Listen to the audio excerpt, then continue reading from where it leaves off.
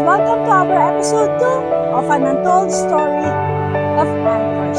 In this episode, we're going to discover the different struggles of an anchor, and we're going to find out how does horizon affect the life of our fellow anchor. So sit back and watch the episode together with me. See you then!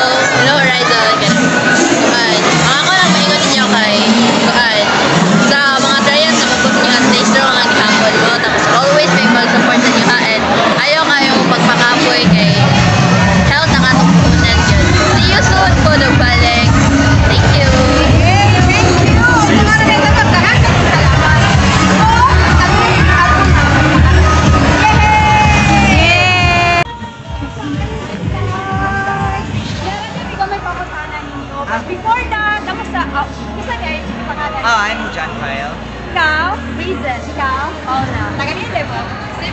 from the Pulau City. Ako? Color mo sa Nalintay. Nani, kami na siya pinapamutanak na. Kita yung bayan. Actually, tanan. Tanan, John, ba dito? Hindi mo pili ko sa? Wait lang. Wait lang. Ako Ang hirap, di ba? Maker day, so Marcos. Yes. Ano pa ka nagsugod? Mahimo kang actor. To be honest, I'm still a baby actor, of course. Then karon pa jud ko listan, karon Karon a pa year. jud Karon year. dili karon but karon a year. Wow. So pag filmmaker, wala kay ka-follow nila. Karon na ngayon. Yeah, wala ko nakapalo like strictly like puto-puto yung sa una. Okay, ikaw? Hindi mo bayas? kay si Kyler. Kyler, wala ka na siya. Basta kagasugod sa bayas. February sila after na oo ang atong 7. Wow. Ikaw? Si Marco, same sa'yo. Kaya nag-introduce na ko sa... Wow. Mga estudyante pa mo. Yes. Ano ka estudyante? Nakapilapit ako din nagkabalik ako. Sige, kung sa yung feelings na finally ang horizon na lagi diri sa ato sa Cebu niya. First time na ito makakita nila sa feelings na maka-appeal ka, maka-join tagin ani nga event. To be honest, it's a really my experience. Since like I've only seen them on TV and like it will be a great opportunity to see them up close. Pero wala naman tayo opportunity na makasuot. Like at least makita ko nila. Yes, mana talaga yun. Yeah. Mana talaga sa kita. Kung naman sa diri dali na klaro ka. Hey, I represent Gamera man sa kita. Tapos sa I'm excited yung kag first time sila ko makakita nila diri sa Cebu. Kaya na check ko ni stand nila pag dream maker era pa din. Salamat yung tagtapulungan ni Aris.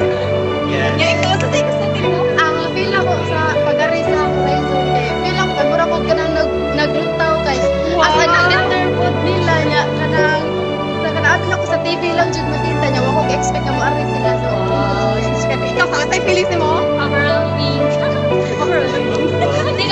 Dili ka ganda sa imo kani sa experience mo kay as a first time nga namustan ko. Wala mo ilagay na stand, gawas sila na jud. ang horizon yun ang first jud na ko mag-stand dili na ko standard nila Any message na lang para sa horizon. Ikaw na. Knife. Ay, tayo tagal.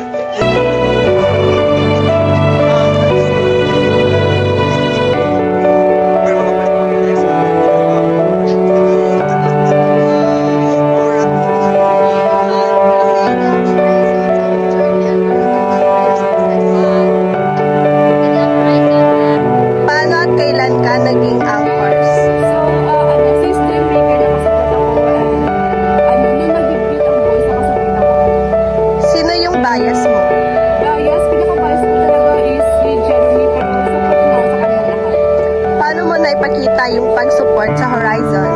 So, naipakita ko yung, also, I'm a part of hosting yung streaming team, so, ayun, doon ko nakapakita yung Anong pakiramdam mo kapag may nababasa kang bad comments or nambabash ang horizon? Siyempre, for me, as a fan, nasasaktan din, pero pinapabayaan na lang kasi mga ingit ko yun. Bakit at ano ang nagustuhan mo sa horizon? So, the last one is, siguro, sabi ko kanina, nakasupport ako since dream maker is, nakita ko yung ginawa nila talaga.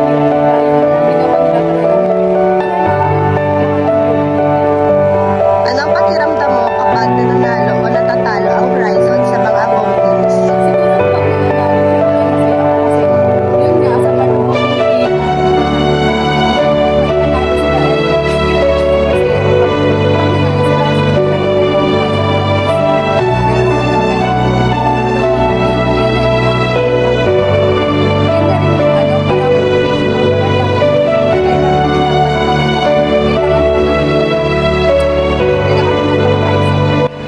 Ano sa tingin mo ang dapat pa nila i-improve sa horizon? siguro yung tuwing siguro okay naman pero yung lang yung tuwing ini-interview sila yun lang yung pagsagot lang. What is the craziest thing na ginawa mo para sa horizon? Wala pa. Siguro yung craziest thing is nung fan meet sa Davao.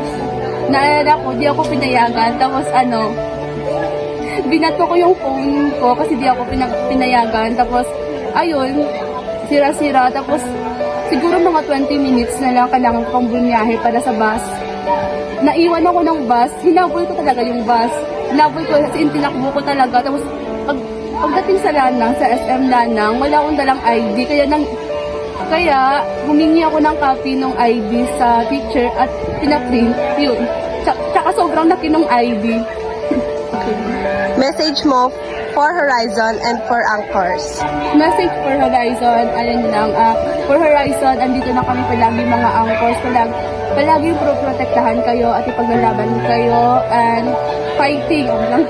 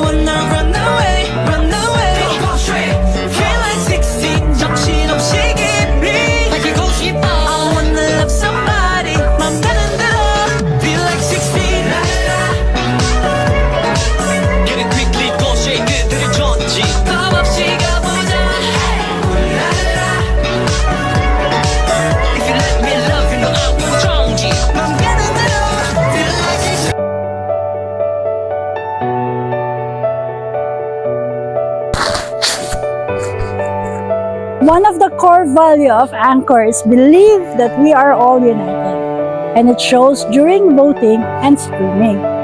And we are also consistent in our task as an anchors.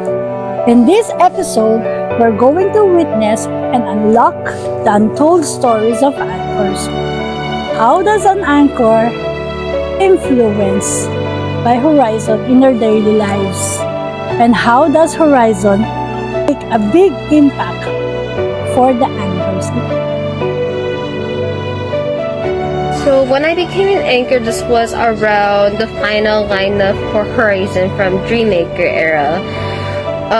My two biases in Horizon are Winston and Vinci. Winston, I really like his sense of humor and like his kindness, and then Vinci is like the same thing, but also his like very good vocal tone. Oh my god, I got so impressed. And when they debuted it with 16, and then what I like about Horizon is like their sense of humor, their kindness, their funniness, they're talented, they're so nice and sweet. Hopefully I can meet them someday, please. And then my message for Horizon is like, I wanted to wish them the best luck with their future endeavors, like as a group, but also if they do solo things like release like solo songs or like covers. And then my message for anchors is that anchors,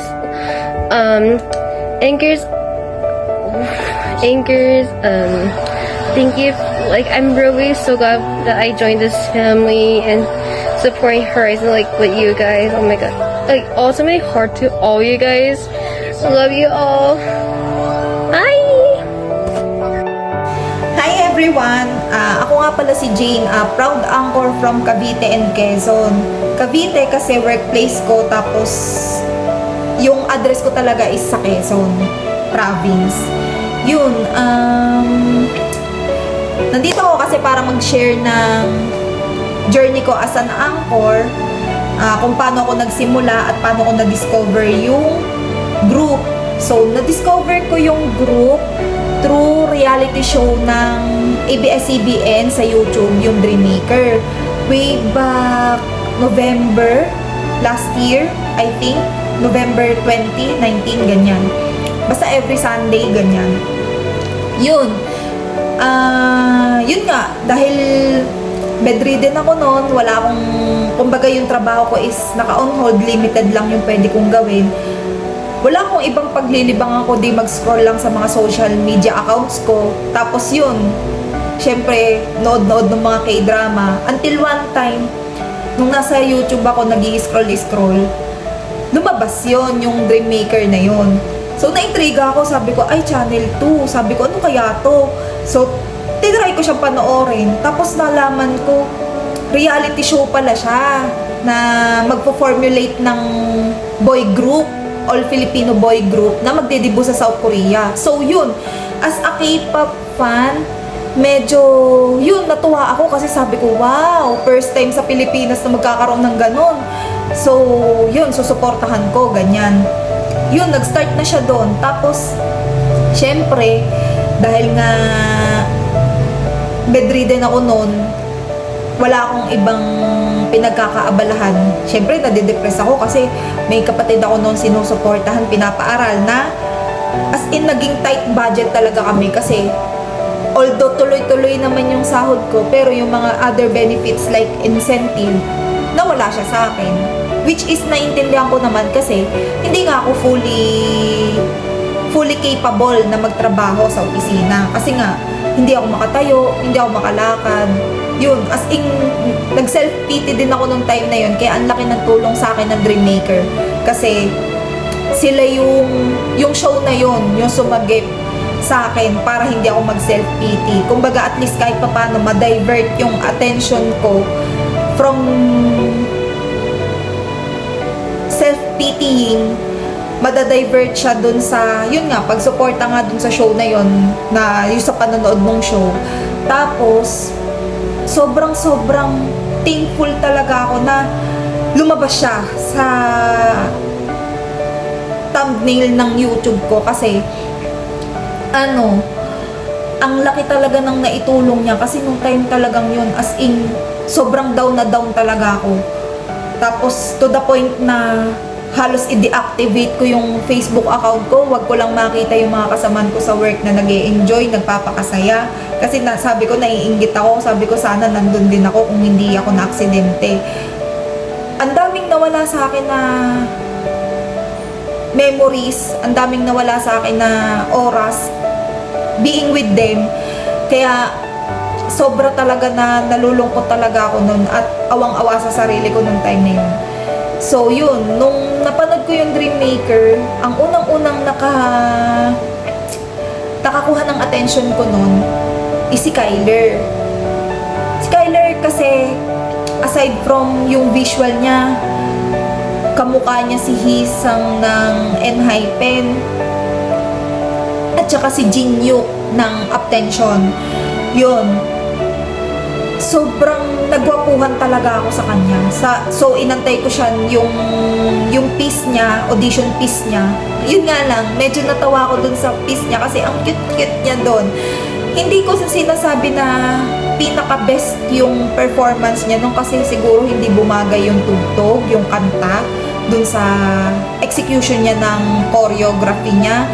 Pero, yung nakita ko sa kanya nun, yung passion niya, yung dedikasyon niya para ipaglaban yung pangarap niya na maging idol, doon talaga ako na-hook talaga sa kanya nung time na yun. Kasi sabi ko, ako na nagse-self-pity dito na ang liit-liit lang nung naging problem ko na pinalalaki ko. Pero siya, binas siya ng sangkatutak na netizens, binas siya ng mga tao dahil lang sa political views niya or yung mga opinion niya na hindi tugma sa opinion ng karamihan, to the point na kung ano-ano na yung sinasabi sa kanya sa social media, lalo na sa Twitter noon, na X na ngayon. Kaya noon, sobrang naawa talaga ako sa kanya. Tsaka sabi ko talaga sa sarili ko noon, tutulungan ko tong batang to. Tutulungan ko to na sa pamamagitan ng pag-vote, na kahit hindi naman talaga ako masyadong pala-vote. Although bumoboto rin naman ako pag nanonood ako sa ibang mga Korean survival shows. Gumagawa rin ako ng mga accounts. Pero, iba talaga yung naging journey ko as Orion. Orion kasi yung fandom name ni Kyler. Iba talaga yung naging dedication ko nun kasi 24 hours, 300 accounts kasi dalawang CP yung ginamit ko. So, tig 150 siya. Tig 150 accounts. Inilalagin ko talaga doon sa voting app, sa website nung ina-acknowledge ni Dreammaker yung votes. Nagboto talaga ako doon. Tapos sabi ko, pag ito talaga nakapasok, okay na ako. Hindi ko pa kasi masyadong kilala yung other members noong time na yun kasi sinubaybayan ko lang talaga siya, yung Dreammaker, dahil kay Kyler. Yun. Nung umpisa, pero nung patapos na siya, yung almost mga nakakailang mission na sila, yun, saka ako na-appreciate yung ibang members like si Kim, si Vinci, yan, si Rayster, na nakakatuwa kasi kahit papano, dahil kay Kyler, dahil sa pagsuporta at pagmamahal ko kay Kyler, yung mga taong naging malapit sa kanya at nagkaroon ng parte sa pag-grow niya ngayon as Horizon member, talagang sinusupport ko na din. At natutuwa naman ako kasi nakita ko naman talaga yung improvement niya. Kasi sobrang nakarelate ako doon sa batang yun, lalo na nung time na pinapanood ko yung Dreammaker. Kasi hindi rin naman ako kagalingan. Kagaya ako ni Kyler na may mga flaws din, may mga kahinaan. Pero ang pinagkaiba namin, dinadamdam ko kasi yung mga weaknesses ko. Pero siya, inilalaban niya, ginagawa niya ng paraan. So, doon ako na-motivate kasi naging inspirasyon ko siya para gayahin na yung dedikasyon niya at yung perseverance niya para ma-reach niya yung goal niya. Yun yung nag-motivate sa akin at saka yun yung naging dahilan para siya yung maging ultimate bias ko. Tapos, paano ko napapakita yung pag-support sa Horizon? Yun. Siguro yung hanggat may time ako, naglalaan ako ng oras para makapag-ipon sa mga voting apps, tapos iboboto ko sila. Nag-i-stream din ako, pero hindi regular. Pero at least, pag nagkakaroon ako ng oras na free time, yun, inilalaan ko sa pag-i-stream ng mga music videos nila, songs nila, yun. Tapos, lastly, yun, pagkahanggat kaya ko na mapuntahan yung mga events nila, like, yan, yung fan signing. I've been in Santo Tomas, kasi nung time na yun, rest day namin Sunday. So, nagkataon naman na Sunday yung promotion nila or yung fan signing event nila sa Santo Tomas, nakapunta ako doon. Naging VIP din ako doon, kaya nagpapasalamat din ako doon kay MLD kasi isa ako sa nabigyan ng chance para maka-interact yung Horizon kahit wala si Winston. At least naka-interact ko yung 6. Pero gets ko naman din na nagkaroon ng problem si Winston sa family niya kasi nung time na yun is kamamatay lang nung brother niya. Kaya, yun, at least happy kasi nagkaroon ako ng moment with them, yung 6. Tapos, nakapagpasign pa ako dun sa bias ko na sinabi ko talaga sa kanya nung nakita ko siya sa personal. Wala akong ibang sinabi sa kanya kundi inilaban kita mula umpisa at natutuwa ako na eto ka na ngayon. Hindi pa man ganun ka layo yung nararating, pero at least unti-unti na nilang na-achieve yung goal nila na makilala, na maraming sumuporta, at natutuwa talaga ako na naging part ako kung bakit siya naging Horizon. Tapos, ayun, tapos bumibili rin ako ng album kahit hindi set, at least bumibili ako kahit at least 1 or 2 sets ng mga album, yan, mga photobook, photocards, yan. Tapos, syempre pakiramdam ko, ano nga ba pakiramdam ko kapag may nababasa ako negative or bad comments about Horizon? Siyempre, nalulungkot ako. Meron pang time na iniiyakan ko yan. Lalo na nung sobrang active pa yung mga bashers ni Kyler sa Facebook. Talagang iniiyakan ko yan kasi gustong gusto ko talagang patulan, pero iniisip ko na lang, kung papatulan ko to, wala akong pinagkaiba sa kanila. Siyempre, yung time ko ng pagpatol, itinutuon ko na lang sa mas productive na makakatulong sa buong grupo, sa pagboto, sa pag-stream, ganyan. Pero siyempre, nandun pa rin yung nasasaktan ako pagka nakikita ko yung mga comments na yun na parang masyado nilang kino-question. Minsan hindi lang yung Horizon, minsan kahit doon sa agency na humahawak sa kanila, kay MLD, naiiyak pa din ako kapag yung may nababasa ako na ang dami-daming reklamo na hindi naiisip nung ibang fans na ang unang-unang naaapektuhan doon pagka nabasa is yung mga boys, yung Horizon. Kasi wala naman talagang boy group na nag-umpisa na goods na agad. Siyempre, sugal yun na nasa sa ating mga fans yung magiging status nila kung gaano sila tatagal sa industriya. Kasi kung tayo-tayo pa nga lang mga fans, hindi na nagkakasundo at puro reklamo na lang, paano pa? Kasi tayo nga yung foundation ng Horizon eh. Kaya nga tayo yung anchors kasi tayo yung magsisilbing strength nila at yung guide nila, support nila, kumbaga yung pinaka-foundation nila para magtagal sila sa industriya. So yun, nasasaktan ako, tapos naiiyak ako na minsan nga inaakala pa ng mga kasamahan ko dito pag umiiyak ako, humahagulgol. Sabi, bakit na naman? Sino na naman ng away sa'yo? Tapos matatawa sila sa akin kasi yung iyak ko talaga parang iniwan ng jowa kahit wala akong jowa. Yun. Tapos nagustuhan ko sa kanila, of course, yung brotherhood nila. Tapos syempre yung talent, visual, saka yung mga personality nila, grabe talaga sila. Kahit ang dami-dami na nilang supporters ngayon, Pilipinas, Korea, at sa iba't ibang bansa, hindi pa rin sila nagbabago. Napaka-humble pa rin. Kitang-kita pa rin yung kababaang loob nila kahit na ang dami-dami na nilang achievements. Na hindi naman ganun talagang sobrang dami, pero compared dun sa mga grupo na nagsisimula pa lang, ang laki na talaga ng achievement ng nagawa ng Horizon. Kasi yun nga, napaka-humble talaga nila, grabe talaga. Lalo nung nakita ko sila sa personal, hindi ko talaga pinagsisisihan na naging parte ako ng supporters nila. Kahit medyo low-key lang, pero ang goal ko talaga, makita ko lang talaga silang masaya, tsaka healthy, happy, okay na ako doon as a fan. Tapos, pakiramdam ko kapag ka nananalo sa voting, syempre masaya. Syempre, pinag-effortan ng mga fans yun, ng mga anchors na ipanalo sila.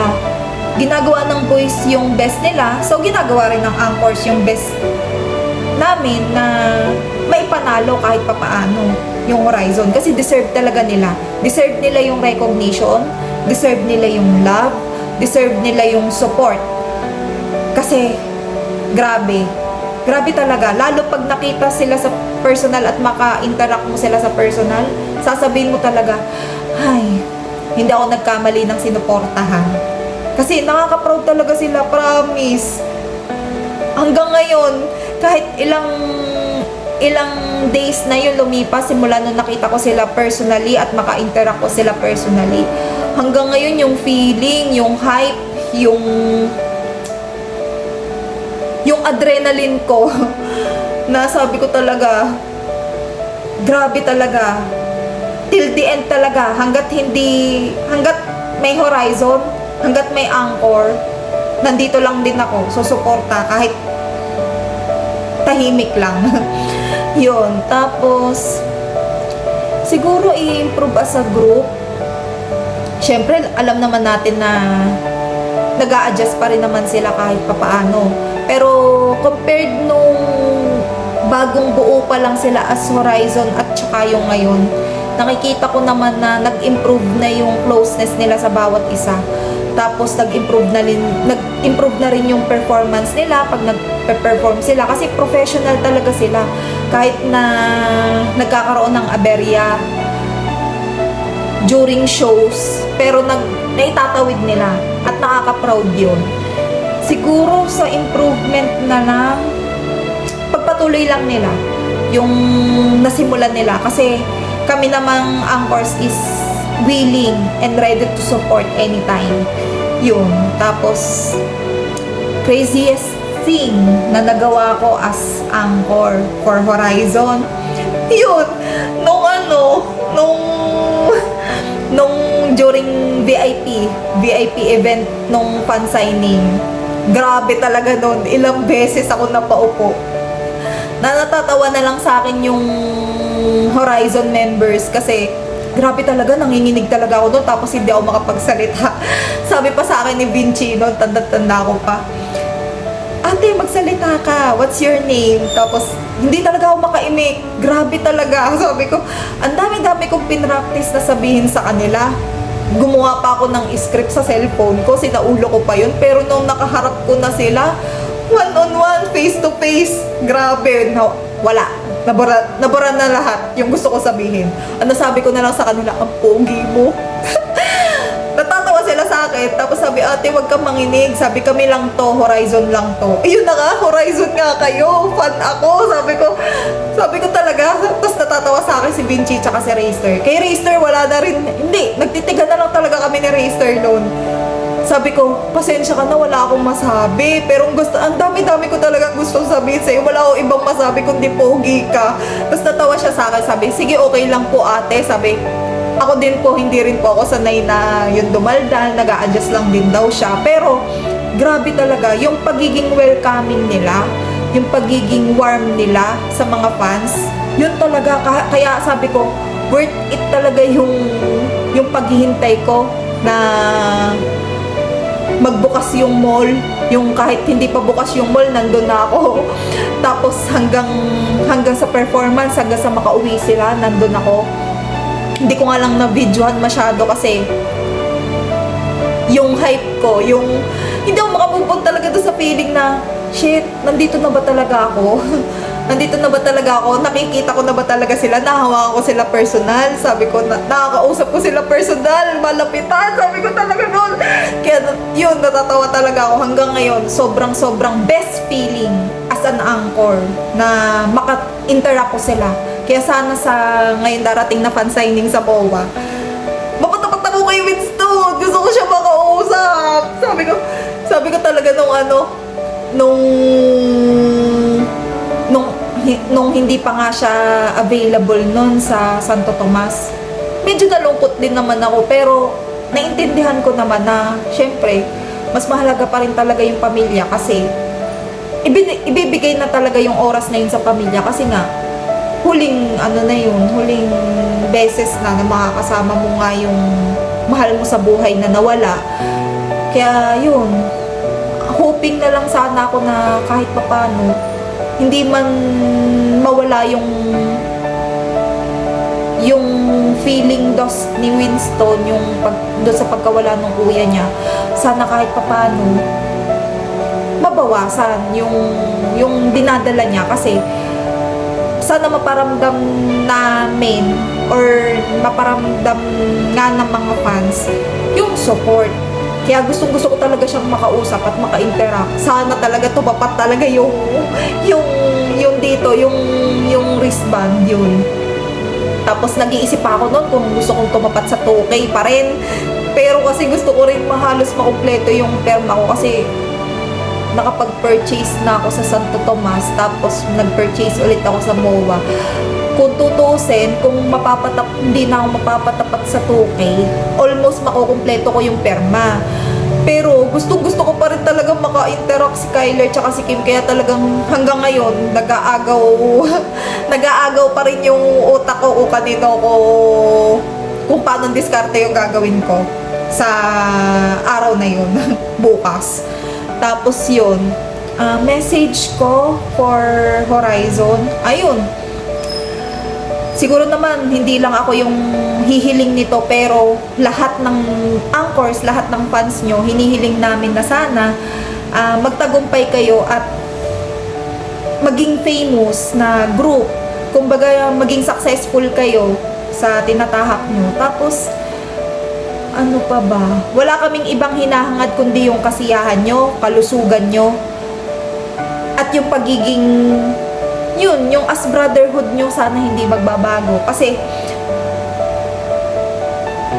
yun yung isa sa pinakahinahangaan namin sa inyo, yung pagiging humble, yung pagiging matulungin sa kasamahan, pagiging lovable, approachable, yung warmth, yung naipapakita nyo talaga sa global stage na eto, Pilipino kami, proud kami, na eto kami. Yun, sana magpatuloy yung ganon. Tapos, doon naman sa mga nai-experience na mga issues, alam ko naman na wala naman talagang smooth sailing na group. Darating at darating yung time na magkakaroon ng issue. Pero sana, lagi nyo tatandaan na mahal na mahal namin kayo. Nandito lang kami naniniwala. Kahit batuhin man kayo ng napakaraming pagsubok as group, sana lagi nyong tatandaan na pagka malungkot kayo, isa din kami sa mga nalulungkot. Kahit na naiiyak ako, shit. Kahit na hindi kami related talaga sa inyo. Kumbaga, ang naging connection lang is yung pagiging fan and idol. Sana maisip nyo na pamilya na tayo dito. So, kung ano man yung problema ang darating, okay lang na magpahinga pero walang susuko. Kasi, andito lang kami, andyan kayo. Kumbaga kami is, nandito lang para sumuporta. Tsaka kahit anong mangyari talaga, maniniwala kami sa kakayanan nyo na kaya nyo talagang i-conquer yung global stage. Yan. Tapos, siguro sa mga co-anchors, yung message ko, ayun, tuloy-tuloy lang tayo sa pag-support sa Horizon. Alam ko na mahirap kasi mahirap din naman yung nakikipagsabayan tayo sa ibang grupo na yung mga matatag na, lalo na pagka nanggaling pa sa mga big companies. Pero lagi nating tatandaan na sa atin din humuhugot ng lakas yung Horizon para magpatuloy. Despite their busy schedule, gaya nga ng sabi nga ni Binchi, kahit nakakapagod yung paglipat-lipat nila ng location, ang nagiging lakas nila at yung nagpapatanggal ng pagod nila is their family and their anchors. So tayo yun. Kaya yun lang. Sana maiwasan na yung pagbabardagulan. Though hindi naman maiwasan, pero sana lang na magkaisa tayo para sa Horizon. Kasi yun yung isa sa nakaka-proud pagka yung Anchorville is lahat nagkakaisa. Tapos I think doon din isa din yun sa magiging factor kung bakit magiging matatag yung buong fandom pagka nagkakaisa at wala nang yung hindi na nangingibabaw yung mga pagrereklamo. Yun, tapos yun, sana magpatuloy pa rin tayong inspirasyon ng bawat isa. Kasi, yun nga, hindi lang alam ng mga boys, although alam naman nila, pero wala silang ideya kung gaano karaming tao, kung gaano karaming fans yung nabago yung buhay nang dahil sa pagsuporta sa nila. Kasi hindi nila masasabi, hindi rin natin masasabi yung isa dyan suicidal, pero dahil sa Horizon, kumbaga na-motivate siya ulit na magpatuloy sa buhay despite yung challenges na ibinabato sa kanya or yung nararanasan niya.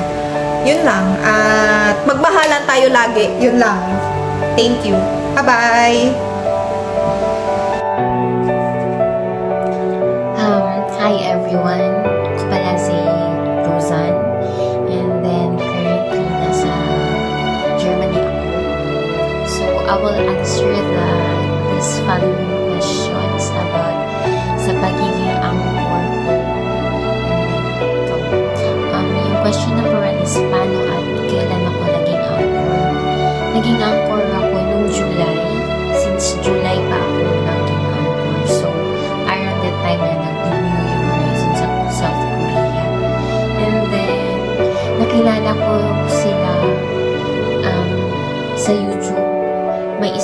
YouTube reactor na nag-react sa isang sa music video ng 16, and then napanood ko, and then yun na, so on and so forth. That is the history kung paano ako naging anchor. And then the next question is, sino ang bias ko sa Horizon? Let's just say I am an OT7 talaga. Silang lahat ang bias ko. Pero siguro kung mag-aano talaga ng bias line, I have my bias line. Sila si Kyler, si Winston, si Vinci, and nadagdag si Jeremy. And paano ko maipapakita ang pag-support ko sa Horizon?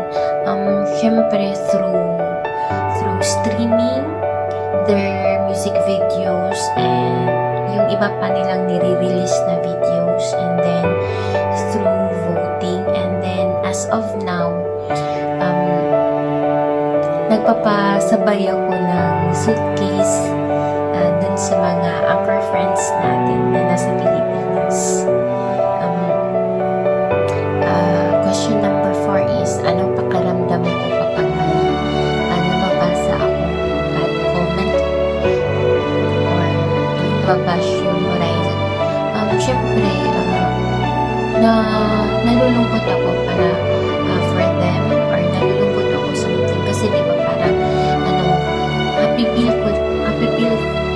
from the start talaga naging anchor ako, naging happy feel ko yung Horizon, and then suddenly may mababasa ako na negative. So yun, masasad ako. How much more na kung mababasa yun ng Horizon ng mga bata, mas lalo silang mas nakakasad yun lalo.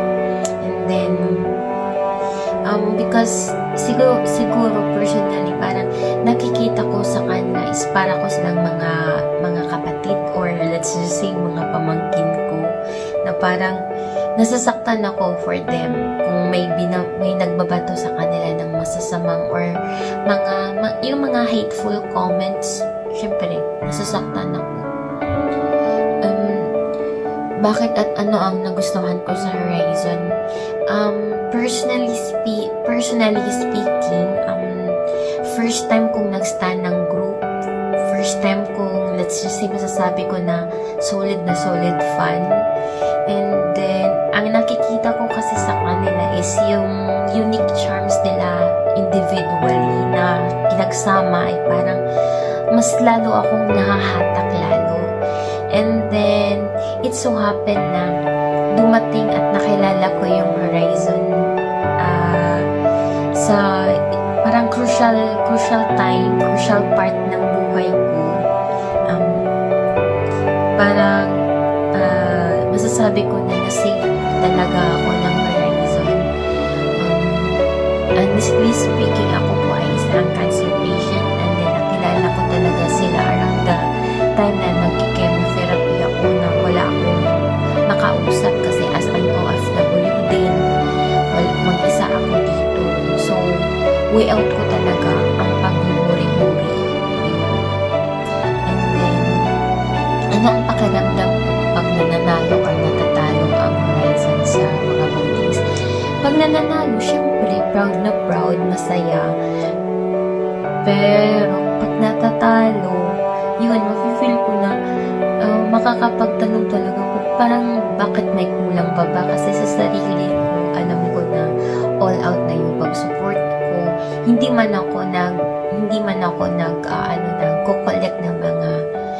nagko-collect through ads kasi minsan kunti lang yung binibigay ng ads. So, nag-aala talaga ako ng budget for voting. Pero feeling ko, nakakasad, di ba? Kasi syempre nag-invest ka dun sa voting, and then natatalo yun. Yung next na question is, ano sa tingin ko ang dapat pa nila i-improve?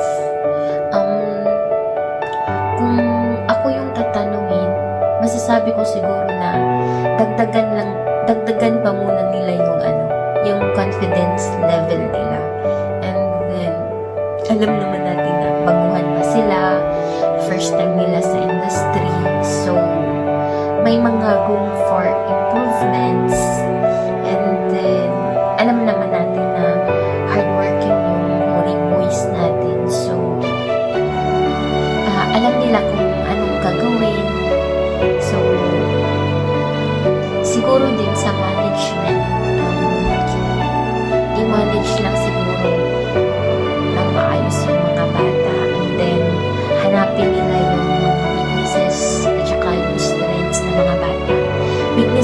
para ma-correct or ma-boost kung ano yung kulang kanila. And then the next question is that what is the craziest thing na ginawa ko for Horizon? Siguro yung gumastos. Kasi as an first timer na fan, hindi ko talaga alam before kung anong sense ng maggagastos-gastos. So, nahanap ko na yung sagot, yung gumastos talaga for Horizon. And then, naging active sa social media. For me, crazy thing na yan kasi hindi ako active sa social media before that. And then, ang message ko for Horizon and Anchors, for Horizon, fighting, and then know that palagi kami may mga anchors na palaging sumusuporta sa inyo. And then, if ever na you feel lonely, don't worry din kasi it's just a part lang ng buhay natin na may ups and downs minsan. And then, pray lang palagi, fighting, and then, support lang kasi andyan kayo, magkakasama naman kayo. So, support each other lang. And then, always know that your families, your friends, and syempre kaming mga anchors, palaging sumusuport at palaging nagmamahal para sa inyo. And then, for my co-anchors, masasabi ko, first and foremost, thank you, Rain. Thank you sa inyo kasi aside from Horizon, nakakakita rin ako ng support from my co-anchors, lalo na yung mga nakakaalam kung ano yung status ko, yung health status ko, kasi sinishare ko naman sa iba kung anong meron ako. And then thank you for supporting me also. Thank you. And then alam naman natin na nagkakakilala tayo sa una through Horizon, and then na-develop natin yung community natin, and then sana maging strong pa tayo, maging solid pa tayo for the future ng Horizon, and then for the future ng fandom. So, yun, fighting lang tayo palagi mga co-anchors all over the world. And then, yun na, thank you and have a good day.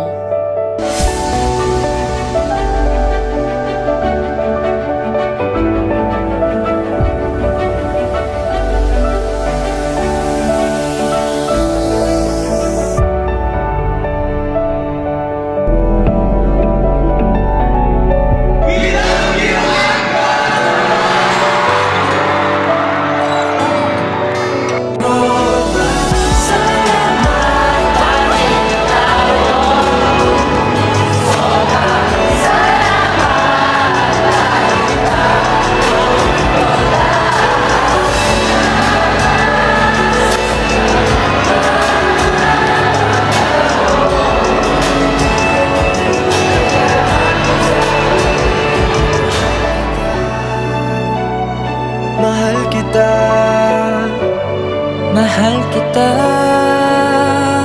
ito'y di magbabago. Mahal kita.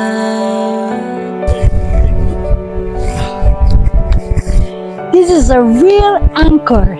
It's very big and it's solid. Just like an anchor is made of solid steel. In a fandom, it's made of solid friendship, unity, and camaraderie. Even though there's a lot of struggles that the fandom overcome, still the same. Anchor is the one who's helped the ship to stable in order to reach the destination. Same as the fandom. Anchor is the one who helped the voyage of Horizon to reach their goal. And that is how important is an anchor.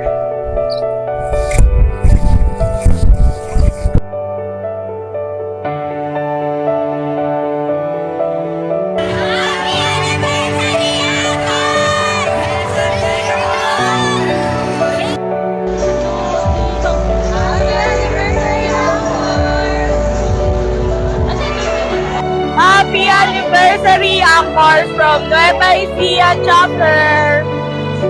Happy anniversary, Anchors from Nueva Ecija chapter!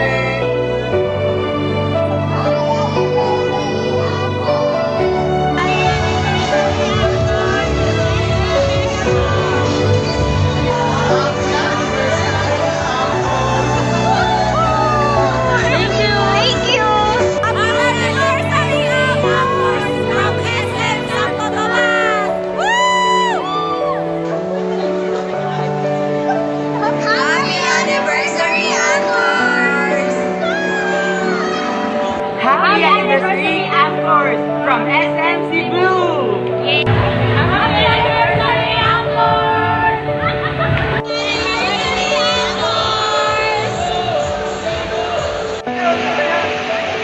Happy anniversary,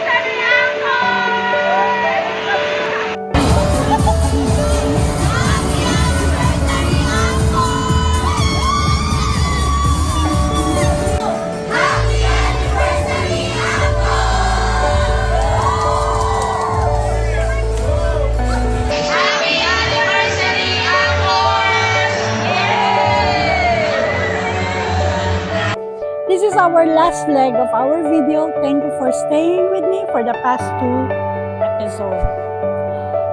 Horizon is already sailed in the ocean together with Anchors. There's a lot of waves, storms that Anchors and Horizon will be encountering. But sailing together towards the one goal for Horizon is not difficult for us. Thank you for staying with me for the past 2 episodes. And I'm so grateful that everybody enjoyed the video. I hope that everyone inspired on the different stories of anchors. Till then, oops, but wait, there's still more. Stay tuned.